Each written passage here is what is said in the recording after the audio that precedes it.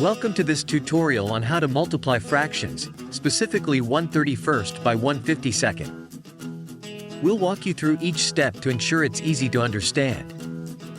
First, let's examine our fractions.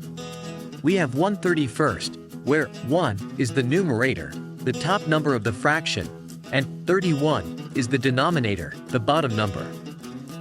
This fraction represents one part out of 31 equal parts. Now, consider the second fraction, 1/52. Here, 1 is the numerator, and 52 is the denominator.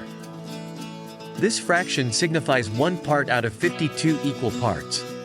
To multiply these fractions, we simply multiply their numerators together and then their denominators together.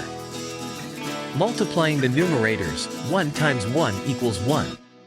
For the denominators, 31 times 52 equals 1612. Therefore, 1/31 multiplied by 1/52 equals 1/1612. That's our final answer. It's that straightforward. Remember, 1/1612 is already in its simplest form. You've now learned how to multiply two fractions together. If this tutorial was helpful, please hit that like button and subscribe for more math tutorials. Thanks for watching.